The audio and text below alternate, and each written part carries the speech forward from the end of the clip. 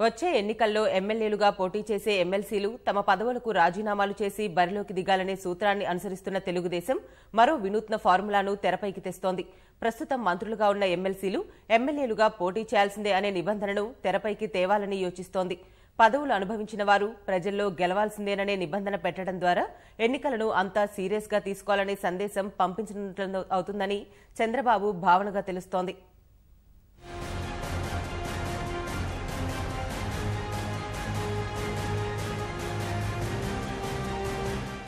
నవ్యాంధ్ర ఏర్పడిన సమయంలో రాష్ట్ర మంత్రివర్గంలోకి తీసుకోవాల్సిన వారికి అప్పటి పరిస్థితుల దృష్ట్యా ఎమ్మెల్సీ పదవులిచ్చి చోటు కల్పించిన ముఖ్యమంత్రి చంద్రబాబు ఈసారి తన ఆలోచనను మార్చుకుంటున్నట్లు తెలుస్తోంది.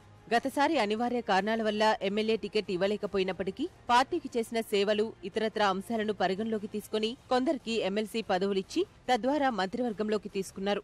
ఈసారి ఆ సూత్రాన్ని మారుస్తూ ప్రస్తుతం మంత్రులుగా ఉన్న ఎమ్మెల్సీలు ఈసారి తప్పనిసరిగా ఎమ్మెల్యేలుగా పోటీ చేయాల్సిందే అనే షరతును పెట్టనున్నట్లు తెలుస్తోంది. జాబితాను పరిశీలిస్తే యువ నాయకుడు నారా లోకేష్ ప్రస్తుతం పంచాయతీ, ఐటీ శాఖ మంత్రిగా బాధ్యతలు నిర్వర్తిస్తున్నారు. గతసారి ఎన్నికల్లో కొత్త వారికి చోటు కల్పించాలనే ఉద్దేశంతో లోకేష్ ఎన్నికలకు దూరంగా ఉన్నారు. 2 ఏళ్ల క్రితం జరిగిన మంత్రివర్గ విస్తరణలో ఆయన ఎమ్మెల్యే కోటా నుంచి ఎమ్మెల్సీగా ఎన్నికై కేబినెట్లోకి వచ్చారు. ఈ 2 ఏళ్ల కాలంలో అనేక ఐటీ కంపెనీలను రాష్ట్రానికి తీసుకురావడంలో తనదైన గుర్తింపు తెచ్చుకోవడంతో పాటు పెద్ద ఎత్తున ఉపాధి హామీ నిధులు రాష్ట్రంలో ఖర్చు చేసిన ఘనత సాధించారు.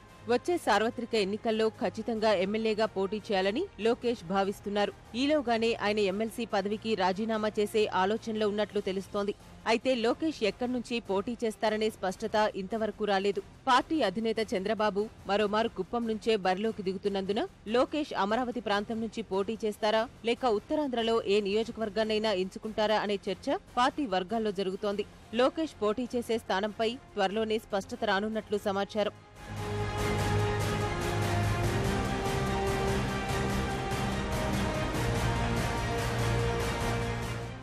ఎమ్మెల్యే, ఎమ్మెల్సీ కాకుండా అనూహ్య పరిణామాలతో కిడారి శ్రావణ్ మంత్రివర్గంలోకి వచ్చారు. తండ్రి కిడారి సర్వేశ్వరరావు మరణంతో అరకు ఎమ్మెల్యే స్థానం ఖాళీ అయినా ఉప ఎన్నికకు షెడ్యూల్ రాలేదు. వచ్చే సార్వత్రిక ఎన్నికల్లో అరకు ఎమ్మెల్యే స్థానం నుంచి శ్రావణే బరిలోకి దిగనున్నారు.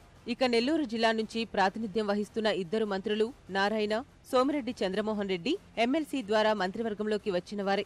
నారాయణ పదవీకాలం వచ్చే నెలాఖరుతో ముగియనుంది. నెల్లూరు అర్బన్ నుంచి వచ్చే సార్వత్రిక ఎన్నికల్లో నారాయణను పోటీకి దింపాలని పార్టీ అధిష్టానం యోచిస్తోంది.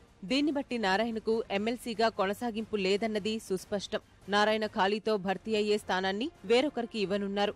ఇక సోమిరెడ్డి చంద్రమోహన్ రెడ్డి గవర్నర్ కోటాలో 2016లో ఎమ్మెల్సీగా ఎన్నికయ్యారు. వచ్చే సార్వత్రిక ఎన్నికల్లో సోమిరెడ్డిని నెల్లూరు జిల్లా సర్వేపల్లి నుంచి పోటీ చేయించాలని అధిష్టానం నిర్ణయించింది. సోమిరెడ్డి రాజీనామా చేసిన స్థానాన్ని నెల్లూరు జిల్లాలో ఎమ్మెల్యే టికెట్ ఆశిస్తున్నా కుదరదని వేరొకరికి ఇస్తారా లేక ఇతర జిల్లాల్లో ఎక్కడైనా భర్తీ చేస్తారా అన్నది వేచి చూడాలి. ఒకవేళ నెల్లూరు జిల్లాలోనే ఎవరికైనా ఎమ్మెల్సీ పదవి ఇవ్వాల్సి వస్తే అక్కడ మేయర్గా ఉన్న అబ్దుల్ అజీజ్ పేరు పరిశీలించవచ్చని తెలుస్తోంది.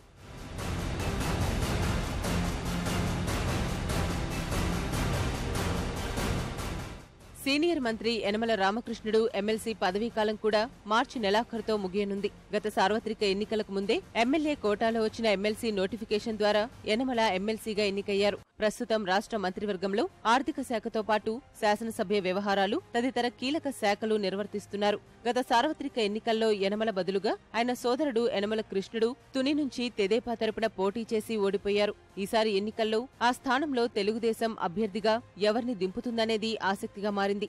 యనమల రామకృష్ణుడు పోటీ చేస్తేనే తునిలో గెలుపు సాధ్యమవుతుందనే అభిప్రాయం పార్టీలో వ్యక్తమవుతోంది. అయితే అధినేత చంద్రబాబు యనమల రామకృష్ణుడిని తుని స్థానం నుంచి పోటీ చేయిస్తారా లేదా తాజాగా వచ్చే ఎమ్మెల్సీల భర్తీలో కొనసాగింపు ఇస్తారా అనేది వేచి చూడాలి.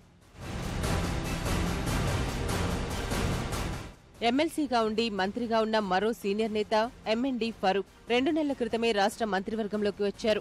గవర్నర్ కోటాలో ఎన్నికైన ఫరూక్ కు 2023 వరకు ఎమ్మెల్సీగా కొనసాగే అవకాశముంది. కర్నూలు జిల్లాలో స్థానిక పరిస్థితుల దృష్ట్యా ఫరూక్ ఎమ్మెల్యేగా పోటీ చేసే స్థానం ఇప్పుడు అన్వేషించడం అధిష్టానానికి ఓ సవాలే. దీన్ని బట్టి ఫరూక్ పట్ల అధినేత వైఖరి ఎలా ఉంటుందన్నది ఆసక్తిగా మారింది.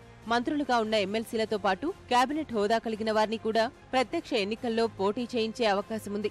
మండలి చీఫ్ విప్ గా ఉన్న పయ్యావుల కేశవ్ స్థానిక సంస్థల కోటా నుంచి ఎమ్మెల్సీగా ఎన్నికయ్యారు. ఈయనకు 2021 వరకు పదవీకాలముంది. అయితే అనంతపురం జిల్లా ఉరవకొండ నియోజకవర్గం నుంచి కేశవను మరోమారు బరిలోకి దింపాలని అధిష్టానం యోచిస్తోంది.